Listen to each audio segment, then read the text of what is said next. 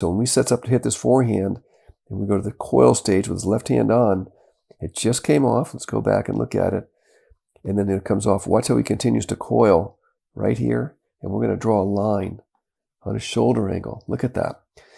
Now, when we go to contact, look how much rotation he gets to contact.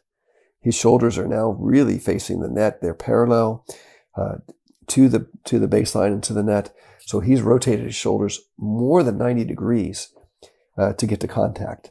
So he's generating tremendous power initially through the leg drive and the left hand pulling away. Watch his left hand here. It's beautifully stretched. And now watch it come away in a semicircle and tuck in while the right leg goes from a flexed position, a loaded position, and watch it explode up, and then the rotation happens, and here comes the shoulder power. The shoulder power into contact. That's beautiful, isn't it? So we're going to go back here. I'm going to show you something really fascinating. We're going to go back here. Here we go. Here's his line of his shoulders. And now watch how much shoulder turn he gets. He gets in here. He gets past 90 degrees. Now watch this.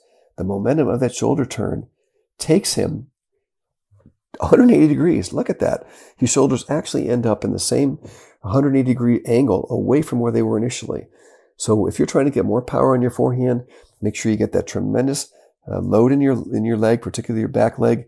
Get this amazing stretch in the left arm, and then learn how to sequence the drive of the leg with the pull away of the left arm, and get those shoulders to rotate around. And look at the lag he gets there. Look at that beautiful lag. We're going to talk about that in a moment. And there's his contact out in front. And then that momentum just takes him right around into that beautiful finish. Look at that. So think about getting your body behind your swing. Get it into your swing. Let your swing follow your body around. The weight of your swing is going to come from your body. That's critical for performing a really good, powerful forehand. Okay. Next up, let's take a look at that setup he has here again. Look how the strings are now facing the camera. Now, they don't face it for very long, but you're asking maybe, why does he do this? Well, it's because he gets the racket to roll around his hand because it's so relaxed. It rolls around the hand right here and falls into the lag. And you'll notice here, this is called an inside-out forehand. Notice where the hand is now, and we'll put a little draw on there. And now watch how his swing goes from inside and it goes out. And now look at where the hand is now, and look at the line. It goes out away from the body. And that's also critical to creating more power. So many correct players are just simply too close to the ball to even rotate into it and then get this beautiful extension where the racket head speed happens. So you've got to make sure that you have a good measurement. Look how the ball is out away from the left hand. The left hand is actually setting up the distance, okay? And he's measuring it with the left hand while he's coiling, and then he swings out to the ball, inside and out. And then what the racket does and the hand does, watch it goes out and around.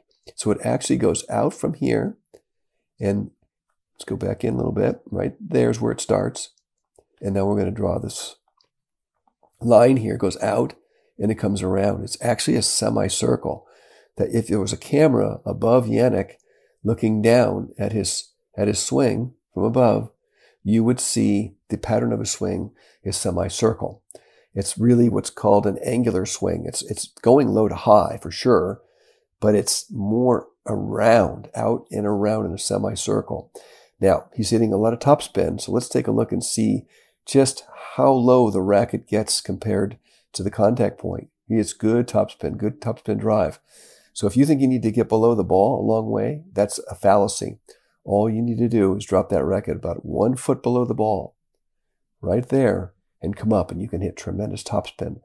The ball doesn't know how low you come from. It just knows the path you're taking as you make contact. So if it's coming up on about a 45-degree angle into contact, it's going to respond with plenty of spin. And you can see Yannick is hitting a very good drive that's got a blend of speed and spin on it. So don't think about getting your racket way below the ball, because you'll end up hitting way too much spin and not getting any drive on it. And here's another one, okay? And here's another key thing. And you don't want your hand to get below the ball either. You want to get that racket head lower than your hand right there. but you don't want to be dropping your arm in because it'll weaken you. So don't think about dropping your hand in your arm, okay? And let the racket just float out in your hand here. Look at that beautiful strike angle right there. That's perfect for generating power, okay? So lots of things covered in this video. I think there's a lot of detail in here that we need to really implement into our forehand, but the key takeaways are the setup with the left hand, the back leg. There's different stances that you can use. Pulling away with the left hand while you push with the leg. Look at that perfect sequencing right there. The pull of the left hand as the leg drives, getting the contact out in front. Beautiful and very, very relaxed and fluid. If you can implement these things into your forehand, you can improve your performance.